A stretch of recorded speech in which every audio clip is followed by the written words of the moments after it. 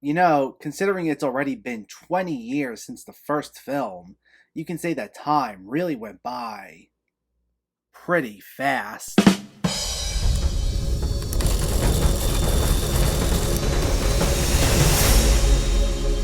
What's going on, everyone? Welcome back to my channel. Today, we're talking about a brand new release, F9, the Fast Saga. Before I begin, let me know in the comments what your thoughts on this movie were, if you already saw it, or if you were planning on seeing it, and make sure to hit that thumbs up button if you like these reviews, as it helps me out immensely by getting my channel out there. And if you're new here, I hope you consider hitting that subscribe button so you can stay up to date with reviews of new releases, older films, hidden gems, and so much more on a near daily basis. But let's not waste any more time, and let's talk about F9, the Fast Saga. This once again stars Vin Diesel as Dom Torretto, who finds out that his enemy Cipher, played by Charlize Theron, has enlisted the help of his younger brother Jakob, played by John Cena, to take revenge on him and his family. This sees longtime series director Justin Lin return behind the camera, and he co-wrote the screenplay with Daniel Casey. And I'd like to preface this with saying that I am not a die-hard fan of this franchise. Now, I like it for the most part, but I don't have some long-standing attachment to it. In fact, I only just saw all of the films for the first time a couple of years ago,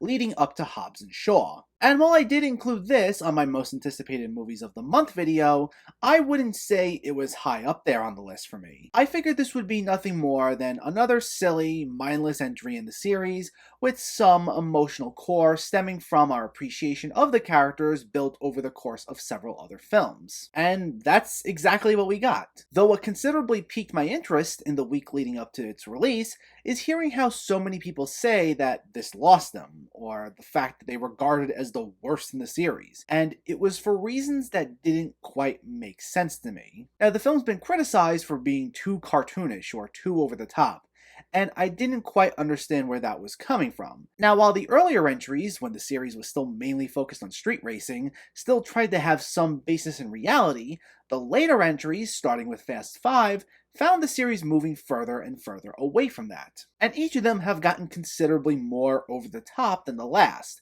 And while I wasn't watching the other films at the time of their release, I do remember audiences were still mostly on board with just about all of them. Even Hobbs and Shaw had Idris Elba as a guy with these cybernetic features that allowed him to be like a robotic Superman, and no one seemed to bat an eye towards that. But now the fact that it's once again some fairly mindless entertainment is all of a sudden a problem. And what they do here seems to be crossing the line for a lot of people, and I'm not quite sure I understand why when this is nothing new for the series, which has arguably defied reality so many other times in the past. And if anything, the fact that this is as silly as it is easily the movie's best quality. Now, I'm not saying it's a great movie by any means, because it definitely has its fair share of problems, but the fact that it's silly and ridiculous with over-the-top, unrealistic stunts is by no means one of those problems as far as I'm concerned. Maybe because I knew what to expect with this, but I had quite a lot of fun with it. And what helped too is that while these last few films have taken on a sillier tone, with Hobbs and Shaw arguably being the first full-on comedy in the series, this is the first time I feel it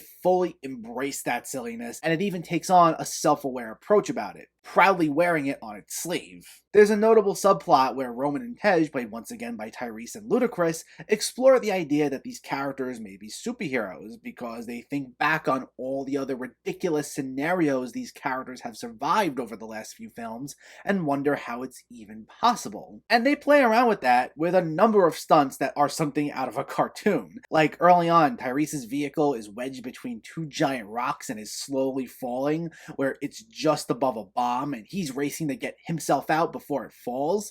Or there's another scene where they're driving on a bridge that's collapsing and they're just near the other side, but the collapse catches up to them, but because they put the pedal to the metal, they shoot up and miraculously make it over when they clearly should have been dead. And all these stunts and action scenes are totally off the wall here. Whenever we get any sort of fight, it's almost always cranked up to an 11. But a lot of it's played for laughs, with everyone clearly having a lot of fun with these sequences. So as a result, I had a lot of fun with it as well. And I'd say 3/4 of the film took on this tone. We'll talk about that other quarter in a second, but because for the most part, the film firmly established what it wanted to be, I was on board with it. Because at the end of the day, Tone plays a big part in making or breaking a film.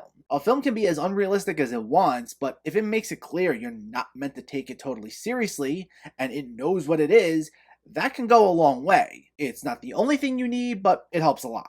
I think some people had an issue with the fact that it's considerably more self-aware than the other films, but just because this embraces its silliness more than the other movies, it's not totally unheard of that a sequel takes on a different tone than the previous film in a franchise, and it can still work. I think of it in a similar manner to the Evil Dead movies. Like, the first film established what's possible in this world and took on a very serious tone, and the second film stayed within that realm of possibility, but just took on a much more comedic, self-aware tone, and people still loved it.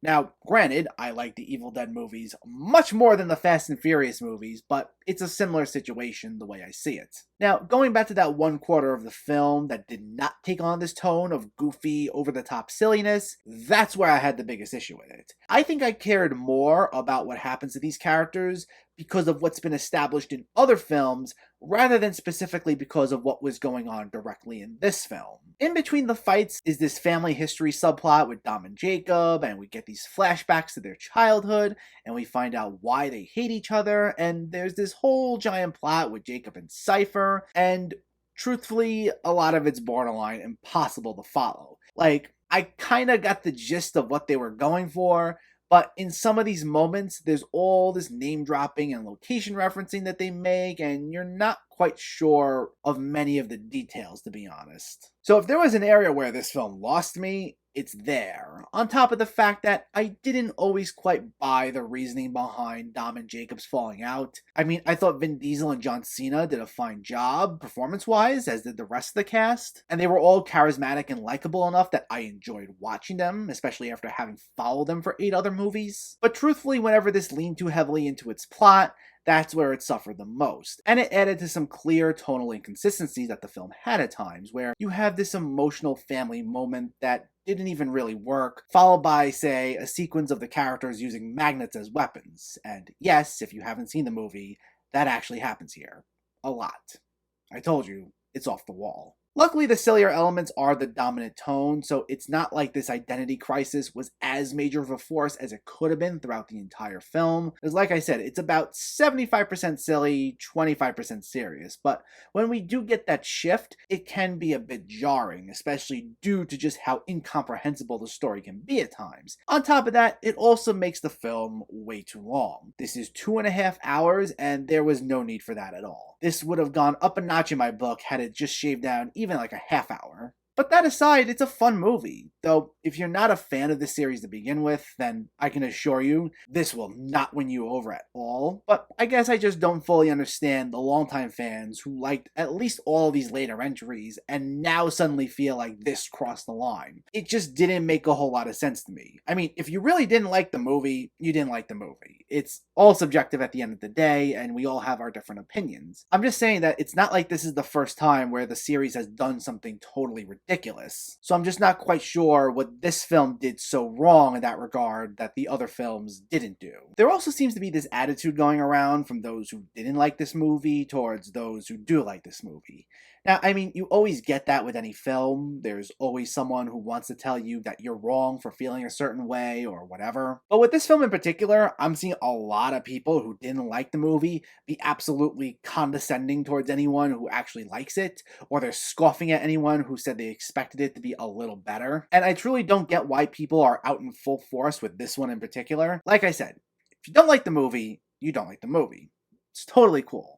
Not everyone's going to like a movie that's typically considered great, and not everyone's going to hate a movie that the internet has deemed to be bad. But just because you feel a certain way doesn't mean you need to get on someone's case because they don't feel the same way as you do towards the film. I feel like that's something that should go without saying for the most part. It's just something that I wanted to bring up because it seems to be a lot more noticeable with the reception to this film in particular, at least to me. And there's no need for that. I know if I didn't like the movie, I wouldn't be getting on someone else's case for liking it, or if they gave it a higher score than me. Plus, I just don't understand what the big deal is, and I want to reiterate that I'm not saying this as someone who's even a die-hard fan of these movies. I'm just saying that a movie can be nothing but dumb fun, as was the case here, and sometimes pure dumb fun is perfectly okay.